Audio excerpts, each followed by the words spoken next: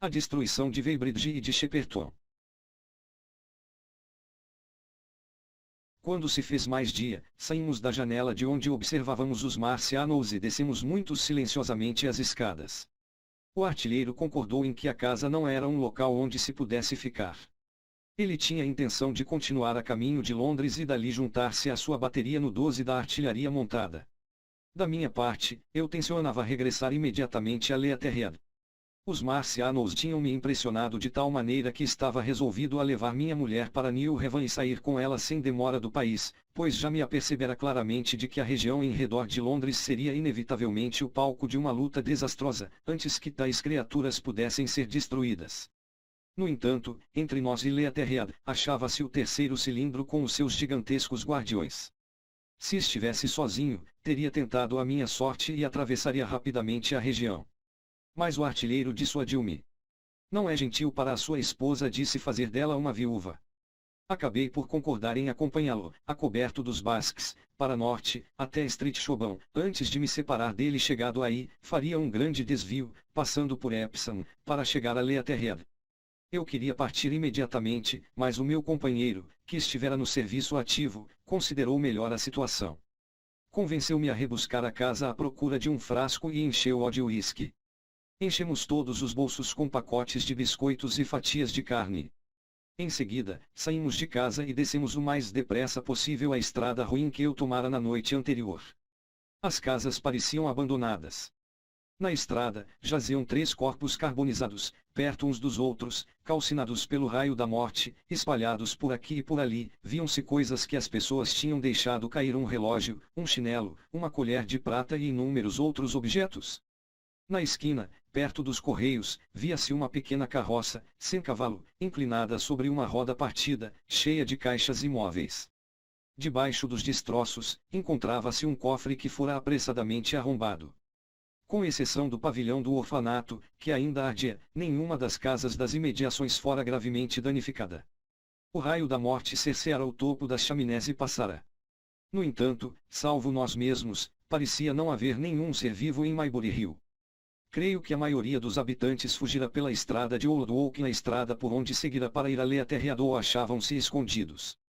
Descemos a Azinhaga, passamos perto do corpo do homem de preto, ensopado pelo granizo da noite anterior, e penetramos nos Basques do sopé da colina. Seguimos em direção à via férrea sem encontrarmos uma única pessoa. Do outro lado da linha, os Basques não eram mais do que ruínas carbonizadas e enegrecidas. A maioria das árvores caíra, mas algumas mantinham-se em pé, de tracos sombrios e folhagem de um castanho escuro em vez de verde. Do nosso lado, o fogo limitara-se a chamuscar as árvores mais próximas, não conseguira ganhar terreno. Os lenhadores tinham trabalhado, no sábado, em determinado setor. As árvores, tombadas e desbastadas recentemente, jaziam numa clareira, com montes de serradura provocada pela serra mecânica. Muito perto, via-se uma cabana provisória, abandonada. Não havia sequer uma aragem nessa manhã e todas as coisas estavam estranhamente imóveis. Mesmo as árvores estavam quietas e, enquanto caminhávamos, eu e o artilheiro falávamos em sussurros e olhávamos constantemente em volta. Parávamos às vezes, à escuta.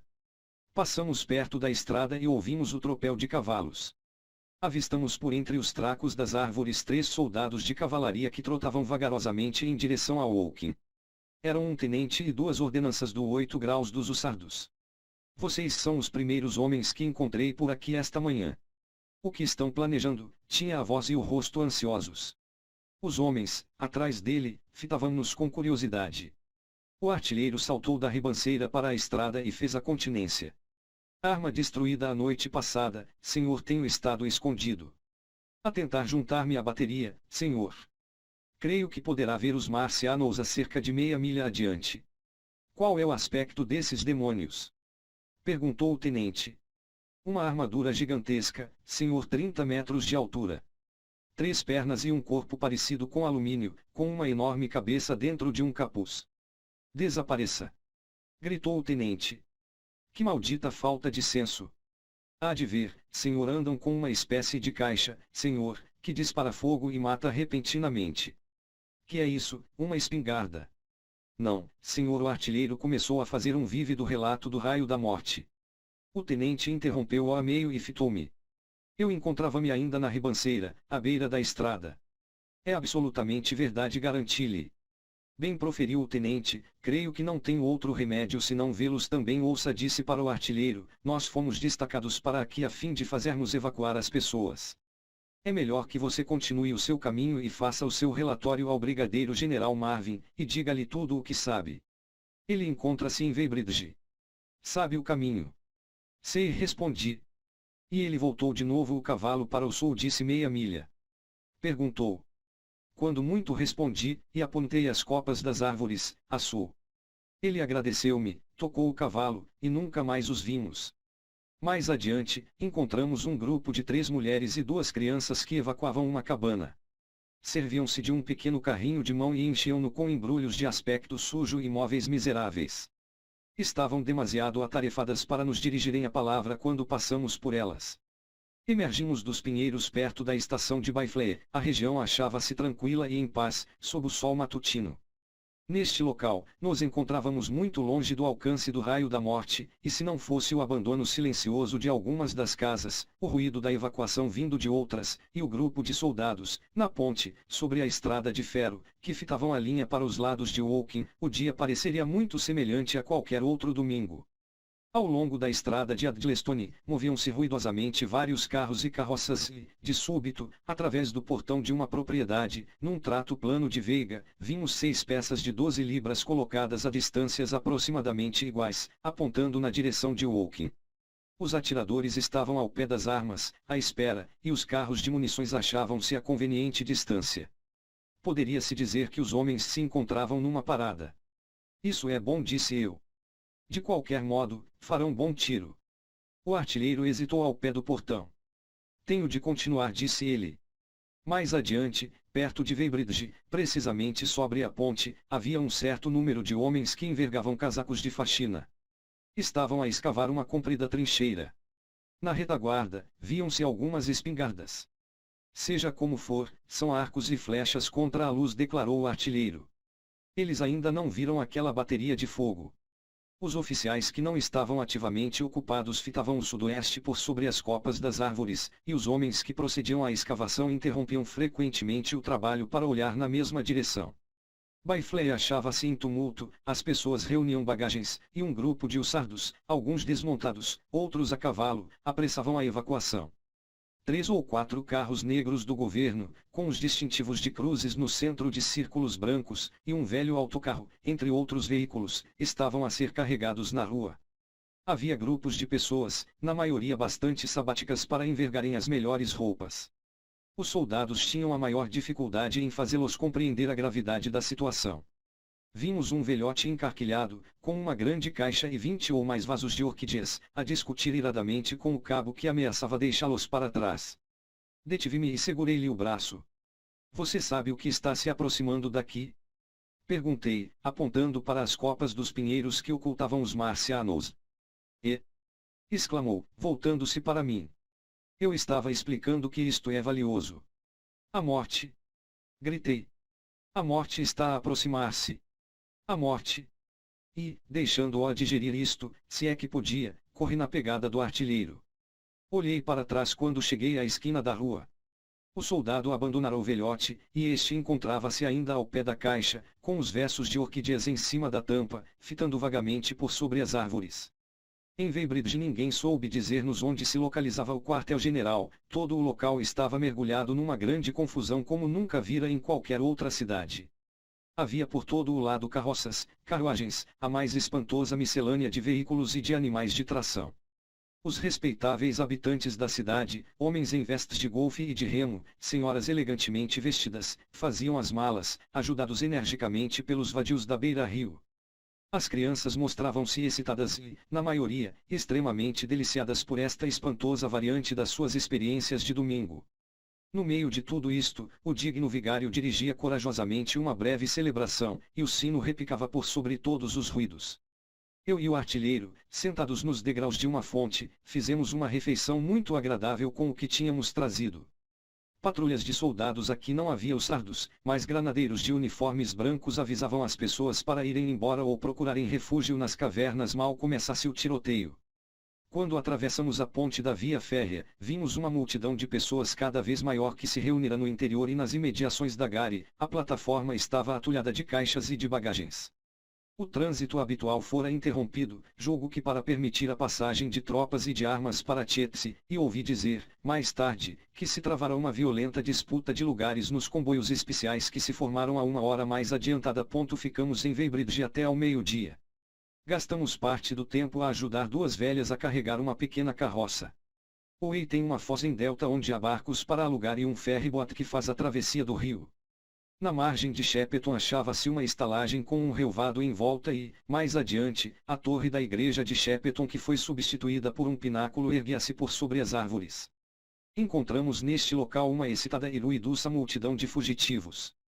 Embora o pânico ainda não se tivesse propagado, já se achava ali um número de pessoas muito maior do que aquele que os barcos poderiam transportar. As pessoas arquejavam sob as pesadas cargas. Um casal transportava uma pequena porta de um anexo, em cima da qual estavam empilhados alguns dos seus artigos domésticos. Um homem contou-nos que tencionava fugir pela estação de Shepperton. Ouviam-se muitos gritos e um homenzinho divertia-se a dizer pilharés. Poderia-se dizer que toda esta gente supunha que os marcianos eram apenas formidáveis seres humanos, com poder de atacar e saquear a cidade, mas que acabariam de certo por ser destruídos. As pessoas relanceavam continuamente um olhar nervoso através do Wey para os prados vizinhos de Tietze, onde tudo parecia tranquilo. No Tamisa, com exceção do preciso local onde os barcos carregavam, tudo estava calmo, acrescentando um nítido contraste com as margens do Seri. As pessoas que desembarcavam neste ponto desciam penosamente a viela. O grande ferryboat acabara de fazer uma viagem. 3 ou 4 soldados encontravam-se no relvado da estalagem, fitando e ridicularizando os fugitivos, sem lhes oferecer ajuda. A estalagem estava fechada como se fossem horas normais de encerramento. Que é aquilo? Gritou um barqueiro. Cala-te, maluco! Exclamou um homem, que se achava ao pé de mim, para um cão que latia. Então, o som voltou a ouvir-se, desta vez do lado de Tietze, um estrondo abafado à descarga de uma arma. A batalha começara. Quase imediatamente, baterias ocultas pelas árvores juntaram-se ao coro, na outra margem, à direita, disparando estrondosamente uma após outra. Uma mulher soltou um grito estridente. Todas as pessoas ficaram petrificadas pelo súbito tumulto da batalha, perto de nós e, no entanto, invisível. Apenas se viam os prados, vacas a pastar, na sua maioria indiferentes, e salgueiros prateados, imóveis ao sol quente. Os magalas não os deixam passar, disse uma mulher ao meu lado, num tom de dúvida. Erguia-se uma neblina cor-de-rosa por cima das copas das árvores. Então, de súbito, vimos uma torrente de fumaça ao longe, sobre o rio, uma baforada que se ergueu no ar e ficou suspensa, e logo a seguir, o solo estremeceu e o ar foi agitado por uma tremenda explosão que despedaçou 2 ou 3 janelas nas casas vizinhas. Ficamos atônitos. Ei-los! Gritou um homem que envergava uma camisola azul. Além! Não os veem! Além! Rapidamente, um após o outro, 1, 2, 3, 4 dos marcianos couraçados aparecerão, ao longe, por sobre as árvores pequenas, atravessaram as planuras que se estendiam nas imediações de Tietze, e caminharam apressadamente em direção ao rio. De início, pareciam minúsculas figuras encapuçadas, caminhando com um movimento bamboleante e tão veloz como o voo das aves. Em seguida, avançando obliquamente ao nosso encontro, aproximou-se um quinto marciano. As couraças que revestiam os seus corpos cintilavam ao sol enquanto avançavam velozmente em direção às armas, tornando-se rapidamente maiores à medida que se aproximavam. Um deles, no extremo esquerdo, isto é, aquele que se achava mais afastado, agitou uma grande caixa a grande altura e o raio da morte, que já vira em ação na noite de sexta-feira, foi projetado na direção de Tietze e fulminou a cidade. Ao ver estas criaturas estranhas, velozes e terríveis, a multidão que se achava nas margens do rio pareceu ficar momentaneamente muda de pavor. Não se ouviam guinchos nem gritos.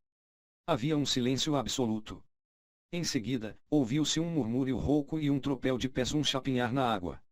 Um homem, demasiado assustado para deixar cair o sobretudo que levava aos ombros, andou em círculo e fez-me cambalear com uma pancada da sua carga. Uma mulher empurrou-me com a mão e ultrapassou-me rapidamente. A arremetida das pessoas fazia-me vacilar, mas como não estava demasiado assustado podia raciocinar. O terrível raio da morte obcecava-me. Nadar debaixo de água. Era isso. Nadem debaixo de água. Gritei, sem ser ouvido. Olhei de novo em redor, investi na direção do marciano que se aproximava, desci precipitadamente à praia pedregosa e mergulhei na água. Outros fizeram o mesmo. Um barco carregado de gente que regressava passou por mim aos solavancos. Sob os meus pés, as pedras eram lodosas e escorregadias e o rio ia tão baixo que devo ter corrido uns 20 pés com água apenas pela cintura. Depois, quando o marciano estava a uns 200 metros de distância, mergulhei e nadei sob a superfície da água. O ruído de chapinhar provocado pelas pessoas que saltavam dos barcos para a água soava como trovões aos meus ouvidos. As pessoas desembarcavam rapidamente em ambas as margens. Mas a máquina marciana não prestava mais atenção àquela gente que corria de um lado para o outro do que um homem o teria feito a confusão de formigas que se escapassem de uma toca pisada.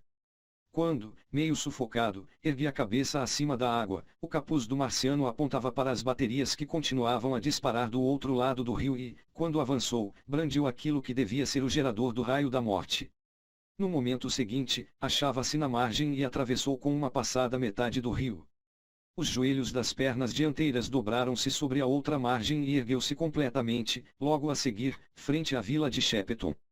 Nesse preciso instante, as baterias que se ocultavam nos arrabaldes da vila, e cuja existência era desconhecida na margem direita, dispararam ao mesmo tempo.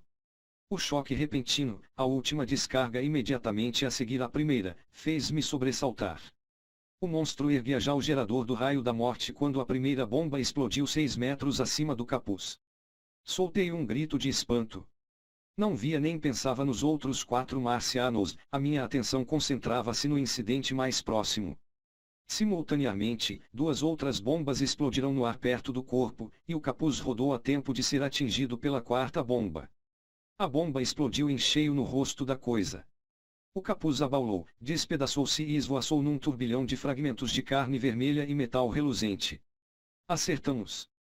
Gritei, num tom onde transparecia terror e alegria. Ouvi em resposta os gritos das pessoas que se achavam na água, em meu redor. Estive quase a ser projetado da água por aquele regozijo momentâneo. O colosso decapitado cambaleou como um gigante embriagado, mas não chegou a cair. Recuperou miraculosamente o equilíbrio e, já sem escolher o caminho e com a câmara do raio da morte erguida rigidamente, precipitou-se, cambaleante, para Shepton. A inteligência viva, o marciano que se encontrava no interior do capuz, fora morto e espalhado aos 4 ventos e a coisa era agora apenas um complexo instrumento metálico que avançava velozmente para a destruição. Caminhava de forma errática, incapaz de conduzir-se. Embateu na torre da igreja de Shepton, despedaçando-a, tal como o teria feito o impacto de um ariete, virou-se de lado, cambaleou e tombou no rio com uma violência tremenda, fora da minha vista. O ar estremeceu sob uma violenta explosão e um jato de água, vapor, lodo e metal despedaçado foi projetado a grande altura. Mal o gerador do raio da morte tocou na água, esta fumegou, num clarão. No momento seguinte, uma enorme vaga, qual onda lamacenta de maré, mais escaldante, varreu o rio contra a corrente. Vi pessoas arrastarem-se penosamente para a praia e ouvi os seus guinchos, mal perceptíveis, mas sobressaindo do ruído da efervescência e do estrondo provocados pela queda do marciano. Durante alguns momentos não prestei a mínima atenção ao calor e esqueci a necessidade óbvia de preservar a minha vida. Patinhei através dos remoinhos da água, empurrei um homem de preto e alcancei uma posição que me permitia olhar em redor. Meia dúzia de barcos abandonados arfavam por sobre a confusão das ondas. Viu-se o marciano, caído a jusante, atravessando no rio, quase completamente submerso. Elevavam-se dos destroços espessas colunas de vapor, e, vi, através dos remoinhos tumultuosos, intermitente e vagamente, os gigantescos membros a agitar a água e a arremessar no ar um esguicho de espuma e um borrifo de lama. Os tentáculos toreiam-se e agitavam-se como braços vivos e, se não fosse a falta de sentido destes movimentos, pareceria que uma coisa ferida estava a lutar pela vida, entre as ondas. Enormes quantidades de um fluido castanho avermelhado esguichavam da máquina em jatos ruidosos. A minha atenção foi desviada desta agitação por um grito furioso, semelhante ao ruído produzido pela sereia de uma fábrica. Um homem, perto do caminho do reboque, com água pelos joelhos, gritava inaudivelmente para mim e apontava na minha direção. Quando olhei para trás, vi que os outros marcianos avançavam com passadas gigantescas, descendo as margens do rio, vindos dos lados de Chepsy. As armas de Shepperton dispararam, desta vez em vão. Quando os vi, meti-me imediatamente debaixo de água e, retendo a respiração o mais que pude, movi-me penosamente sob a superfície da água. Havia remoinhos à minha volta e a água aquecia rapidamente.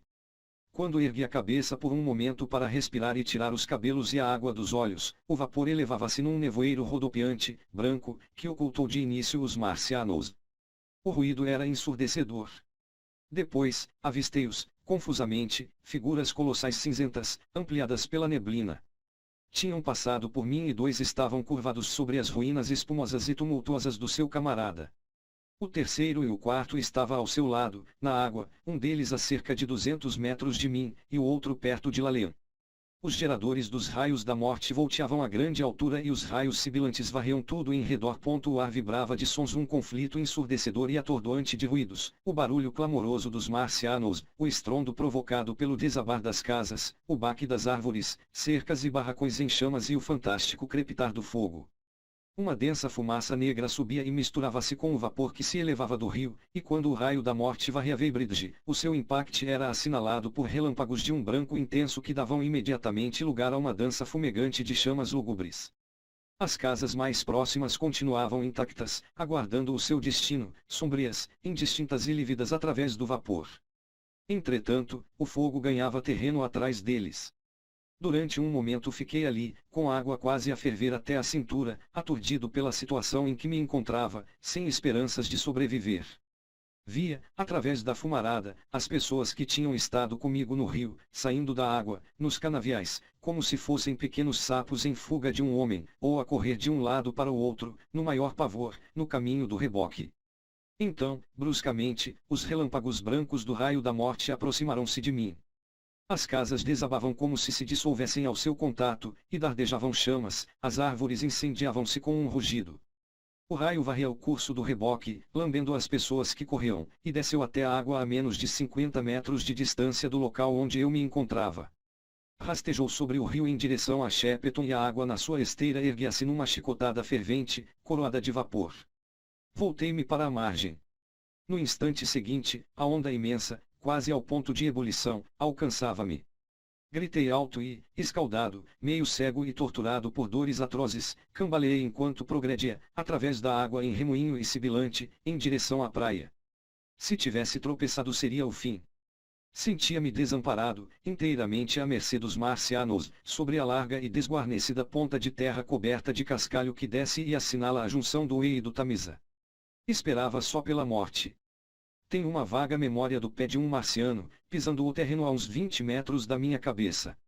Caminhava por sobre o cascalho solto, arrastando-o em rodopio de um lado para o outro e tornando a erguê-lo. Recordo-me também de um longo momento de suspense e, depois, dos 4 marcianos que transportavam entre eles os restos do seu companheiro, ora claros, ora indistintos, através de um véu de fumaça, recuando interminavelmente, ao que me parecia, pela vasta extensão do rio e dos prados.